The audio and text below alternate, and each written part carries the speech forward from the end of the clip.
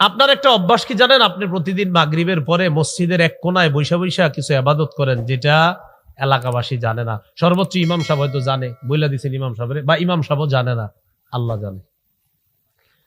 এরকম কিছু ইবাদত আপনি মসজিদের কোনায় বৈশা বৈশা একা একা করেন, যেটা কেউ জানে না। অথবা আপনি ফজরের নামাজের পর সূর্য ওঠা পর্যন্ত বৈশা বৈশা কিছু জিকির করেন মসজিদে।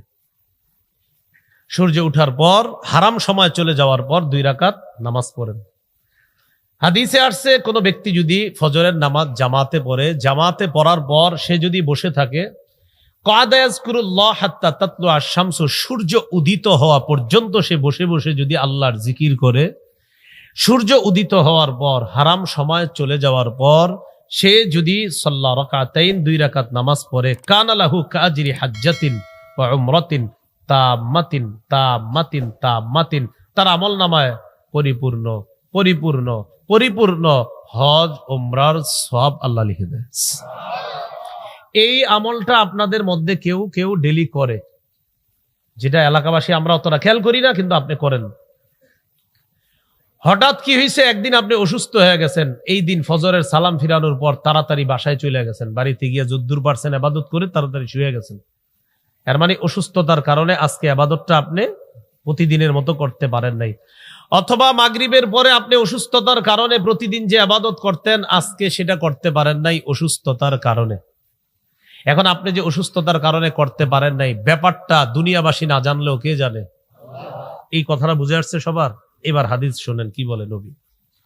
ক্বালা রাসূলুল্লাহ সাল্লাল্লাহু আলাইহি ওয়াসাল্লাম, ইন্নাল আবদা ইযা কানা আলা তরিকাতিন হাসানাতিন মিনাল ইবাদাহ সুম্মা মারিদা, কোন বান্দা যখন ইবাদতের সুন্দর একটা পদ্ধতি গ্রহণ করার পর, সুম্মা মারিদা, বান্দা যখন অসুস্থ হয়ে যায়, এক বান্দা ইবাদতের সুন্দর একটা পদ্ধতি গ্রহণ করে, প্রতিদিন নিয়ম করে করে সে ইবাদত করে, এমন সুন্দর সুন্দর ইবাদত, নবীজি বলেন হঠাৎ ওই বান্দা অসুস্থ হয়ে যায়, যাওয়ার পর কিলা লিল মালাকিল মুআক্কালি বিহি, তার সাথে তার আমলনামা লেখে যেই ফেরেশতা, ওই ফেরেশতাকে আল্লাহ তাআলা ডাক দিয়ে বলে, উকতুব বিমিসলি আমালিহি ইযা কানা তালিকা, ও ফেরেশতা লেখা বন্ধ রাখো না, ও অসুস্থতার কারণে গতকালকের ইবাদত গুলা করতে পারে নাই, আমি আল্লাহ তো কম দিতে পারি না, আমি তো জানি ও সুস্থ থাকলে আজকে ইবাদতটা করতো, অসুস্থতার কারণে করে নাই, তো সমস্যা কি? করে নাই, তুমি সওয়াব লেখা বন্ধ করবা না, গতকালকের মতো আজকেও সওয়াব লেখো। আমার বান্দা যে ইবাদত কেন করে না সেটা তো আমি জানি, সওয়াব লেখো। আল্লাহ আমাদের সকলকে পার্সোনাল কিছু ইবাদত আমরা করার তৌফিক দান করেন। আপনি কিছু কিছু পার্সোনাল ইবাদত, যেটা কেউ জানবে না, এই কিছু ইবাদত গ্রহণ করেন। হঠাৎ যেদিন করতে পারবেন না, আপনার এই পার্সোনাল ইবাদতটা জানে কে? সেদিন আল্লাহ ফেরেশতাকে বলবে, আমার বান্দা যে করতো ইবাদতটা সেটা তো আমি জানি, আর আজকে কেন করে না সেটাও আমি জানি, সওয়াব লেখা বন্ধ করবা না, লিখতে থাকো। আল্লাহ আমাদেরকে কথাগুলা বুঝার তৌফিক দান করেন। এগুলো 4 নাম্বার দৃষ্টান্ত। দৃষ্টান্ত নাম্বার 5, হাদিসের একটা কিতাব আছে, নাম সহিহুল জামে, 4214 নম্বর হাদিস। এই হাদিসের মধ্যে আছে রাসূলুল্লাহ সাল্লাল্লাহু আলাইহি সাল্লাম বলেন, ফাদলুল ইলমি খায়রুম মিন ফাদলিল ইবাদা, অথবা ফাদলুল ইলমি আহাব্বু ইলাইয়া মিন ফাদলিল ইবাদা, ফাদলুল ইলমি খায়রুন ওয়া আহাব্বু ইলাইয়া মিন ফাদলিল ইবাদা। মাগরিবের নামাজ পড়ার পর আপনাদের মসজিদের ইমাম সাহেব শুধু সুন্নত পড়ে রুমে চলে গেছেন, আলাদা নফল পড়ে নাই, কিন্তু আপনারা এলাকাবাসীর সহজ সরল কয়েকজন মানুষ অতিরিক্ত কয়েক রাকাত নফল পড়ছেন, বসে বসে চিন্তা করতেছেন, আমরা এত নফল পড়ি, ইমাম সাহেব পড়লো না, 2 রাকাত সুন্নত পড়া করে নাকি? তো গিয়ে দেখলেন ইমাম সাহেব রুমে বৈশা বৈশা বুখারী কিতাব মোতালা করতেছে, উনি বুখারী পড়া এক মাদ্রাসা, এটা পড়তেছে। অথবা আগামীকালকে উনি আপনাদের মসজিদে বয়ান রাখবে, ওই বয়ানটা বৈশা বৈশা উনি কোরআন হাদিস অনুযায়ী দেখতেছে, কিন্তু উনি শুধু সুন্নত পড়ে চলে আসছে। আপনারা নফল ইবাদত যে করলেন, এটার সওয়াব অনেক বেশি সওয়াব, কোনো সন্দেহ নাই। নবী বলেন, তোমরা সাধারণ মানুষের নফল ইবাদতের চাইতে আলেম যে ঘরে বৈশা বৈশা কোরআন হাদিস অধ্যয়ন করতেছে, তার অধ্যয়নটা আমি নবীর কাছে বেশি প্রিয়, বেশি দামি। কেন? তোমাদের ইবাদতটা শুদ্ধ হবে না অশুদ্ধ হবে ওই আলেম বলবে। এই জন্য আলেমের পড়াশোনাটা বেশি জরুরি। আলেমের উপর একটা এলাকা ডিপেন্ড করে, একটা সমাজ ঘুরে যায় একজন আলেমের মাধ্যমে। একটা আলেমের মাধ্যমে একটা সমাজের পরিবর্তন হয়, একটা সমাজ ঠিক হয়ে যায়। তো আলেম যে সমাজটা ঠিক করবে কিভাবে? কয় বিদ্যার আলোকে। আলেমের বিদ্যাটা আসবে কিভাবে? কয় পড়াশোনা করার মাধ্যমে। নবীজি বলেন, হ্যাঁ তোমরা করবা নফল ইবাদত, আলেম এলেম অন্বেষণ করবে। আলেমের এলেম অন্বেষণ তোমাদের উপকারের জন্যই, যেহেতু সে এলেম অন্বেষণ করে, এই জন্য মনে রাখবা তোমাদের ইবাদতের অনেক দাম, অনেক দাম। তো তোমাদেরটার চাইতে আলেমের এলেম অন্বেষণের মর্যাদা আমি নবীর কাছে বেশি। এর মানে কিন্তু আপনারা নফল নামাজ ছেড়ে দিয়েন না, নাউজুবিল্লাহ। আপনাদেরটা তো সওয়াব আছে। বুঝাইতে চাইলাম ইবাদতের একটা হাদিসে আসছে একটা ব্যবহার, শুধু আমি এটা আপনাদেরকে বলা উদ্দেশ্য। এই হলো হাদিস থেকে 5টি দৃষ্টান্ত আপনাদের সামনে পেশ করলাম। আল্লাহ তাআলা আমাদেরকে ছোট বড় নফল যে কোনো ইবাদত গুরুত্ব সহকারে করার তৌফিক দান করেন। এগুলো আজকের 5 আলোচনার 3 আলোচনা। আলোচনা নাম্বার 4,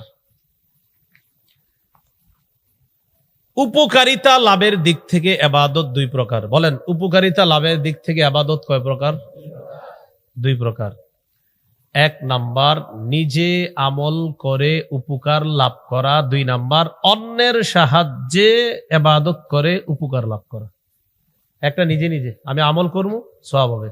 আরেকটা আমল আছে যে আমলটায় আরেকজন লাগবে, ওই আরেকজনের মাধ্যমে সওয়াব কামাই করা।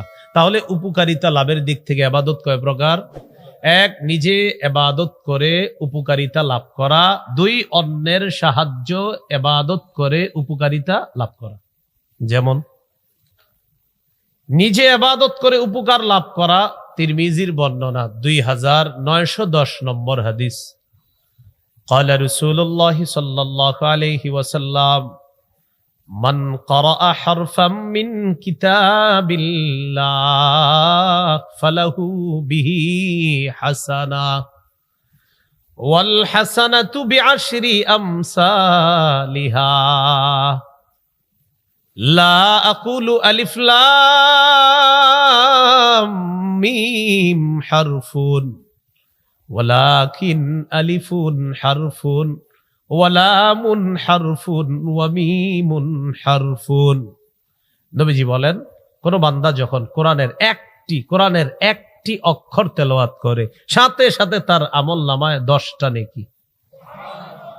নবীজি বলেন, আমি বলছি না আলিফ লাম মিম পুরাটা একটা অক্ষর, বরং আলিফ একটা অক্ষর, লাম একটা অক্ষর, মিম একটি অক্ষর, 3 অক্ষরে 30টা নেকি আল্লাহ তার আমল নামায় দিয়ে দেয়।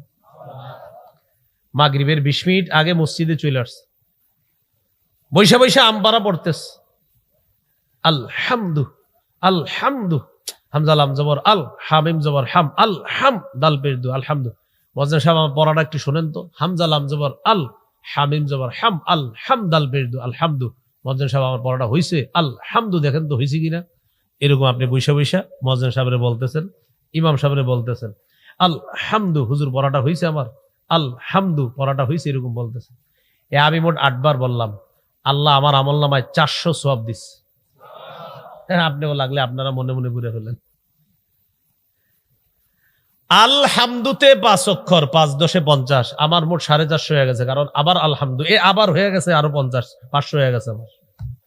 মানে আমি যতবার আলহামদু, এই যে আবার 550। ইয়াকিন কিভাবে বুঝাইলে মানুষ বুঝবে? ইয়াকিন যে আপনি আলহামদু 600, এটা পড়ার সাথে সাথে আপনার আমলনামায় 50টা নেকি। আল্লাহ আমাদেরকে বুঝার তৌফিক দান করেন। হেফজখানার পোলাবানগুলার সওয়াব কি পরিমাণ, হ্যাঁ মাশাআল্লাহ। এই যে এদেরকে আদর করবেন, বাচ্চাগুলারে মহব্বত করবেন, মায়া করবেন, এদের কি পরিমাণ নেকি। এরা মাঝে মাঝে দুষ্টামি করলেও একটু ছাড় দিয়ে, ছোট মানুষ নাবালেক বাচ্চা একটু দুষ্টামি তো করবেই। আপনি এমন রাগ হন, এভাবে ধমক দিয়ে না, কারণ এই বাচ্চার বয়স 8, সিনায় 30 পারা। এ তো এখনো নাকের পানি মুছতে জানে না, তে তো 30 পারা সিনায় নিয়ে নিস। আল্লাহ আমাদেরকে বুঝার তৌফিক দান করে। তাহলে 1 অক্ষরে 10 নেকি, এই নেকি কেন ছাড়বো আমরা? নিয়মিত বেশি বেশি আমরা এই নিজস্ব আমলটা করে সওয়াব কামাই করার তৌফিক দান করে। এবার শুনি অন্যের সাহায্যে নেকি করা এটা কেমন? আপনি দান করবেন, তো দান কেমনে করবেন? কথার কথা, আপনি একজন অসহায় দরিদ্রকে দান করবেন। অসহায় দরিদ্রকে দান করলে সওয়াব পাবেন আপনি, বাকি ওর সহযোগিতায় সওয়াবটা পাইলেন।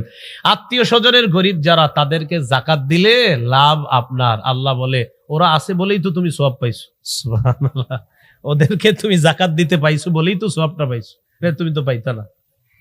সহিহ বুখারীর বর্ণনা 5353 5353 নম্বর হাদিস। 5353 কিভাবে হয়? 5353 না, এইভাবে এই হাদিসের মধ্যে আছে, ক্বালা রাসূলুল্লাহ সাল্লাল্লাহু আলাইহি ওয়াসাল্লাম আস-সাঈ আলাল আরমিলাতি ওয়াল মিসকিন কাল মুজাহিদি ফি সাবিলিল্লাহ আও ইস-সাইমিন নাহার আল কাইমিল লাইল। কোন ব্যক্তি যদি অসহায় বিধবা নারীর প্রতি সহায়তা প্রদান করে, অসহায়দের কাছে সহায়তা পাঠিয়ে দেয়, বন্যায় কত নারী তার স্বামীকে হারিয়েছে, এই অসহায় বিধবা নারীদেরকে তালাশ করে করে তাদের কাছে সাহায্য পৌঁছায় দেয়।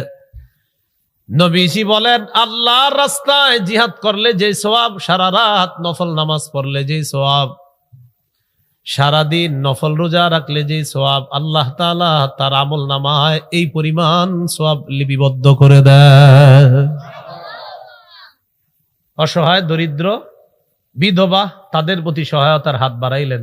জিহাদ করলে যে সওয়াব, সারা রাত তাহাজ্জুদ পড়লে যে সওয়াব, সারাদিন রোজা রাখলে যে সওয়াব, আল্লাহ আপনারে এক আমলের সওয়াব এতগুলা দান করবে। তাহলে এটা অন্যের সাহায্যে উপকারিতা আমরা লাভ করলাম।